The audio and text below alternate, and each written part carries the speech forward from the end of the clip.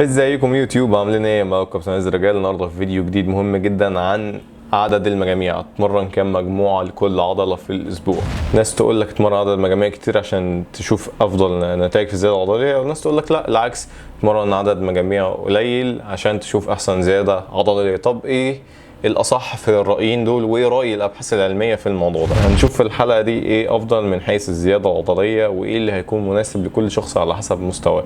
يلا بينا يلا بينا.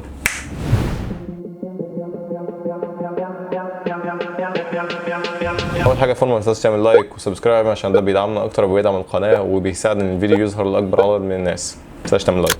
قبل ما نروح نزود في المجاميع هنسال نفسنا مجموعه اسئله كده. هو انا ليه اصلا عايز ازود في المجاميع؟ هل انا في بلاتو مثلا عشان اعدي البرنامج التدريبي بتاعي، ولا انا عامل كل حاجه كويسه ومفيش نتائج؟ بنام كويس، باكل كويس، البروتين بتاعي مظبوط، الاستشفاء بتاعي كويس، فبالتالي مفيش نتيجه من اللي انا بعمله، فانا هضطر ازود المجاميع بتاعتي. في تريكات كده وحشه هقولها لك في اخر الفيديو هتساعدك تحسن من جوده المجموعه نفسها من غير ما تزود في المجاميع، ولازم تكون مطبقهم بشكل كويس جدا قبل ما تروح تزود في المجاميع. استنى لاخر الفيديو، اتقل هتاخد حاجه نظيفه. اول حاجه تقسيمه المتدربين. هنقسم المتدربين عندنا من مبتدئين، متوسطين، لناس متقدمين. ممكن نقول ان من شهر ل6 شهور ده يبقى شخص مبتدئ لسه بيتمرن، وهنقول مثلا ان من سنه الى سنتين ده هيكون شخص متوسط، وفوق سنتين الى 3 و4 سنين ده شخص متقدم في التمرين. احب اقول بس كده، الكلام اللي انت هتشوفه في الدراسات اللي جايه ورأي الشخصي ده مش قرآن منزل هيمشي على كل شخص. جسم الانسان بيختلف من شخص الى التاني، فممكن حاجه تنفع معاك وممكن حاجه ما تنفعش معاك. ممكن واحد يستجاب لعدد مجاميع معين، ممكن واحد تاني لا. كل واحد على حسب الجينات بتاعته. اول دراسه معانا هي مجموعه دراسات ميتا اناليسيس من شون فيلد، هي ملخص ل 15 دراسه. الدراسه دي بتقول ان لكل مجموعه زياده بتعملها في نسبه زياده في العضلات بنسبه 0.37% لكل مجموعه هتزودها. وعدد المجاميع اللي اتعمل في الدراسه دي هو من 12 ل 9 مجاميع. انك تعمل اكتر من 10 مجاميع في الاسبوع العضله الواحده هو مناسب جدا واحسن في الزياده العضليه من انك تعمل اقل من 10 مجاميع في الاسبوع للعضله الواحده من حيث الزياده العضليه. هما ما حددوش ليميت في الدراسه دي، وعيب الدراسه دي برضو انها كانت معموله على المبتدئين. يعني نقدر نقول كده ان المبتدئين عشان يشوفوا زياده عضليه كويسه فهيتمرن فوق 10 مجاميع الى 12 مجموعه في الاسبوع. ده هيكون رينج كويس جدا لشخص مبتدئ اول مره يتمرن. ممكن نشوف راي دكتور مايك ازراتيل مع جيف نيبرد بالنسبه للاشخاص اللي هم مبتدئين ومش بيشوفوا نتيجه وكانوا بيتمرنوا مجاميع عاليه. For the average intermediate, something like 10 sets per week per body part is a minimum effective volume for a lot of people. 20 sets is not a magic number because there are no magic numbers. But like, if you're consistently doing more than 20 sets per body part per week and your progress sucks and you feel like your recovery is burdened, you got to think about probably doing less. Whereas like if you're doing 8 sets per week and you think like, oh, this isn't working, you're probably not doing too much. ممكن يكون كلام منطقي شويه. يعني انا لو شخص بتمرن من 15 20 مجموعه ومش شايف نتيجه وفي ارهاق زياده عليا او ببقى تعبان جدا وبحس بوجع في التمرين، فبحتاج ان انا اصلا اقلل عدد المجاميع بتاعتي عشان ازود الكواليتي بتاع كل مجموعه وازود معدل الاستشفاء بتاعي. يعني انت لو مبتدئ وفي بلاتو وبتعمل عدد مجاميع كتير فيفضل ان انت لا ترجع تقلل عدد المجاميع بتاعك، تبدا من 10 وتبدا تحسن من جوده المجاميع بتاعتك وتبدا تعلي فيها تدريجيا مع الوقت. لما تحس ان في بلاتو تبدا تعلي فيها، غير مثلا لما تكون مبتدئ ودخلت الجيم اول اسبوع عملت 15 18 مجموعه صدر في اول اسبوع، تحس بوجع غير طبيعي، تحس ان مفيش قدره على الاستشفاء بصوره كويسه. لان المبتدئين معظمهم بيحسوا بالام اكتر شويه لما بييجوا ينزلوا الجيم اول مره، او حتى لو انت مريح وبترجع تنزل الجيم هتحس ان في الام عضليه او ديليد ماسل سورنس كبير شويه لما تيجي ترجع تتمرن. فبالتالي ان انت تحتاج ان انت تكون عدد المجاميع بتاعتك قليله لو انت مبتدئ او لسه راجع، وبعد كده تبدا تزودها تدريجي. دي كانت معانا اول دراسه لشون فيلد اللي هي الميتا اناليسيس، تجميع 15 دراسه. بعد كده نروح الى 6 دراسات تانيين، 3 منهم كانوا بيرجحوا مجاميع اعلى و3 منهم لا كانوا بيرجحوا ان انت تلعب مجاميع اقل. تعالوا نشوف ال6 دراسات دي، يلا بينا. اول دراسه لريجاتو تقريبا، ريجاتو تقريبا ده الاسم الصح، جاب 27 شخص ليهم متوسط عمر التدريبي 3 سنين ونص، مرنوا عضلاتهم 16 مره في الاسبوع، وجزء مره 24 مره في الاسبوع، جزء تاني مره 32 مجموعه في الاسبوع. قسموا المجموعات على يومين في الاسبوع لمده 8 اسابيع، وقسموا التمارين الى 50% منها تمارين مركبه، يعني بتشغل اكتر من مفصل. زي مثلا بلعب بنش بريس، فانا بشغل اكتر من مفصل اللي هي الصدر والشولدر والترايسبس، و50% تمارين عزل. وقت الراحه في التمارين دي كان 60 ثانيه بين كل مجموعه والتانيه، لو ان نسبه الزياده الاعلى في نصيب الناس اتمرنت 32 مجموعه في الاسبوع. تاني دراسه معانا برضو من ريديالي، جاب 48 شخص مرنوا البايسبس من 6 ل 18 الى 30 مجموعه، وجزء مرن التراي من 9 ل 27 ل 45 مجموعه في الاسبوع. تخيل 45 مجموعه في الاسبوع. قسموهم على 3 مرات، كان 50% من التمارين دي مركبه، و50 تانية تمارين عزل، ده للبايسبس. للترايسبس، الترايسب كانت تلتين من تمارين مركبه والباقي من تمارين العزل. وقت الراحه كان من 90 ل 120 ثانيه، ولقوا ان نصيب الزياده هنا للناس اللي كانت بتلعب مجاميع اعلى. تالت دراسة معانا من شونفيلد، برضه جاب 34 شخص عمرهم تدريب 4 سنوات و5 شهور، لعبوا 6 مجاميع ل 18 30 مجموعة للباي، تمارين مركبة كلها، و9 و27 مجموعة و45 مجموعة للكواد.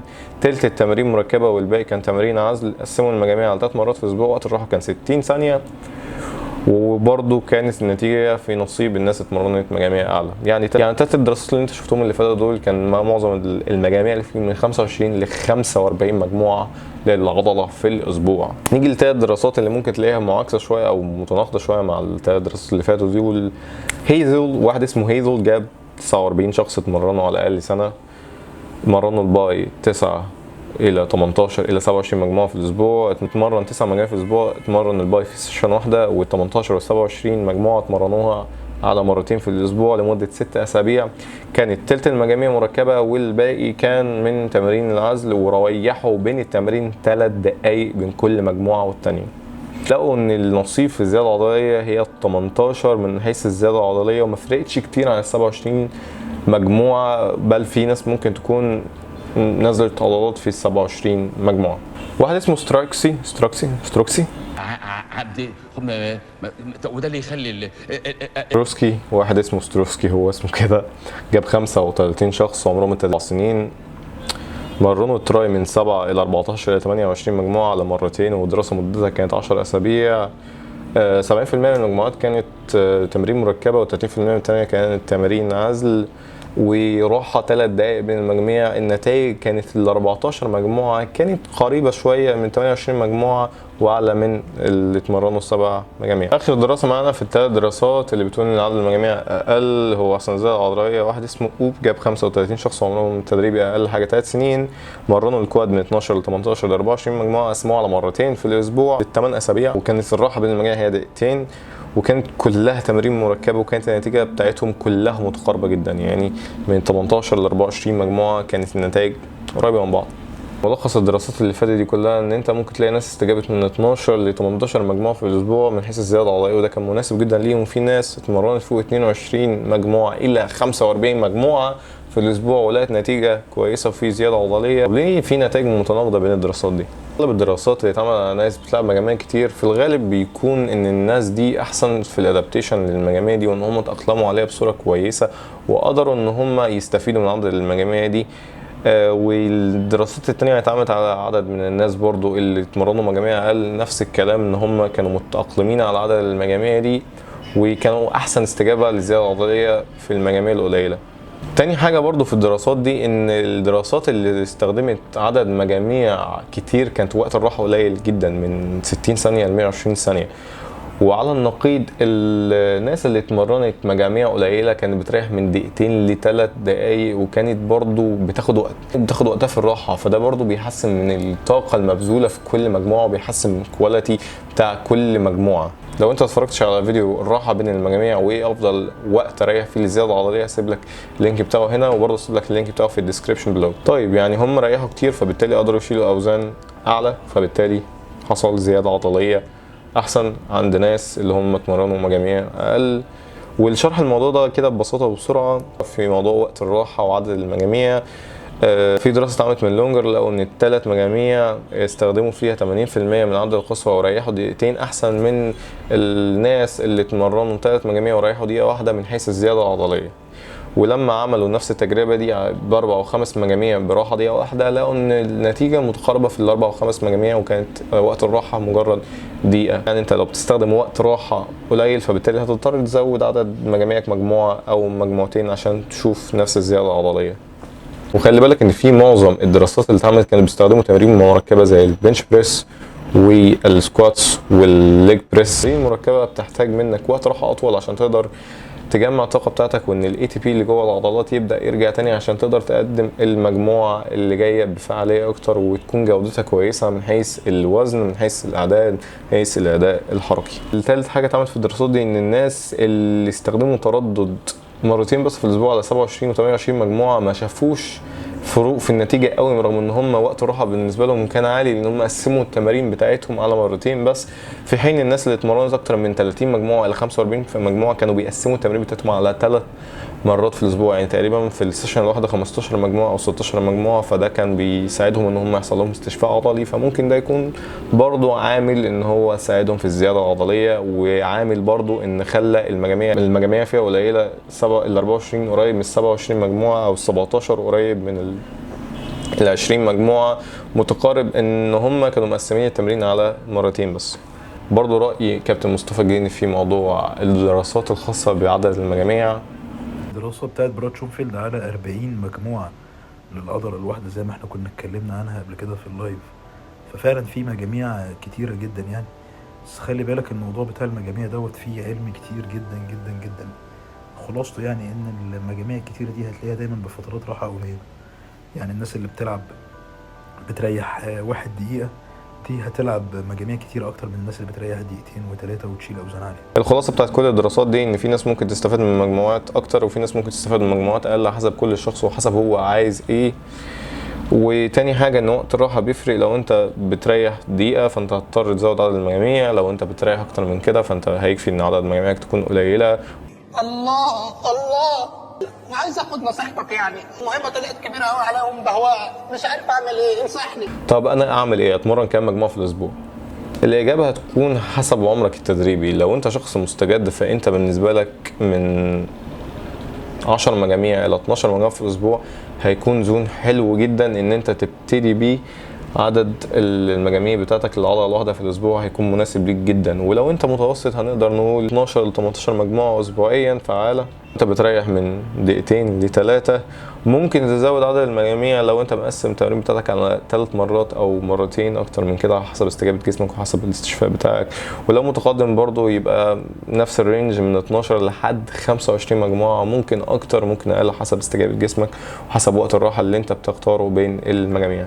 قبل ما اروح ازود في المجاميع لازم اتاكد ان في 5 اساليب بعملهم في المجموعه بتاعتي عشان احسن من جوده المجموعه، عشان ده هيفرق معاك انت في التمرين بصوره كبيره جدا وانت مش واخد بالك وانت بتتمرن وخلاص وشايف ان في بلاتو مفيش نتيجه، عشان انت في حاجات في جوه المجموعه نفسها مش بتعملها ومش بتنفذها، فبالتالي مش بتستفاد بالقدر الامكان من التمرين بتاعك وبيكون زي ما يقولوا ويستد سيت او جانك فوليوم ايا كان هيكون ايه.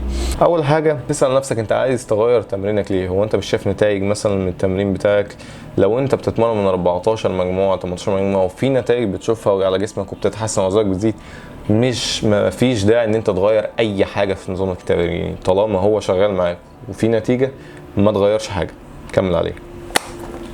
عوامل تانية ممكن تأثر برضو على النتائج بتاعتك غير عدد المجاميع زي النوم والأكل والراحة والاستشفاء بتاعك وجيناتك، لكن في الغالب انت مش محتاج اصلا ان انت تزود عدد المجاميع لو انت بتطبق الاساليب اللي انا هقولها لك دي. 5 اساليب هيحسنوا من جوده التمرين بتاعك. اول حاجه ان انت تتمرن فول رينج اوف موشن. كتير جدا من الناس انا بشوفهم حرفيا بيتمرنوا مش بمدى حركي كامل، وبيكون هو فاكر غصب عنه ان هو بيتمرن بمدى حركي كامل، وده السبب ان هو مش شايف نفسه في التمرين. مفيش مدرب وراه بيراجع الاداء بتاعه ولا هو بيراجع نفسه او بيصور نفسه. فانت عشان تشوف المدى الحركي بتاعك لازم تصور نفسك في كل مجموعه او اقل مجموعه واحده، تشوف انت بتتمرن في رينج اوف موشن الصح بتاع العضله، بتدي العضله كلها المدى الكامل بتاعها في الانقباض والانبساط بتاعها.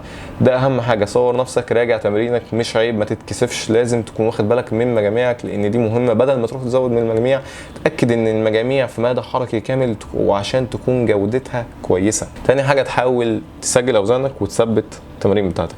تسجيل الاوزان هيساعدك ان انت تشوف ان انت في تطور كل مره ولا لا. مع تسجيل الاوزان هيكون ان انت مسجل معاهم الاعداد، فانت تقدر تلاحظ لو في تغيير كويس. فانت مش محتاج ان انت تزود عدد المجاميع to keep to progress، تفضل تزود في الاوزان او تزود في الاعداد عده عدتين.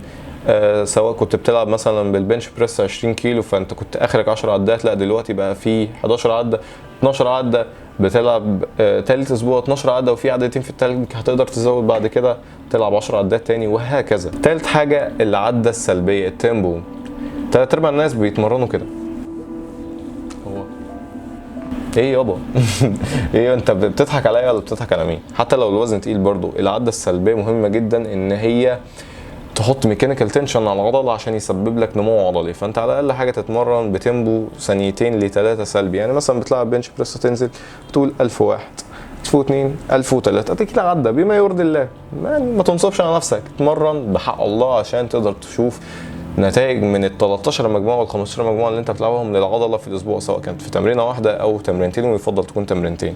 4 حاول تخلي وقت الراحه بين المجاميع اقل حاجه دقيقه، لو وقتك يسمح لدقيقتين ل3 في المجاميع اللي هي كومباوند او الكومبلكس بتشغل اكتر من مفصل. وهتلاقي فيديو الراحه بين المجاميع سيبهولك في الديسكريبشن، ما تنساش ان انت تدخل تشوفه. اشتغل برضه على نقاط عداد معين لفتره طويله من 4 ل 6 اسابيع، تكون انت محدد لكل تمرينه اعداد معينه. مثلا التمارين المركبه من 4 ل 8، او تمارين العزل هتكون من 8 ل 12 او 15 مجموعه.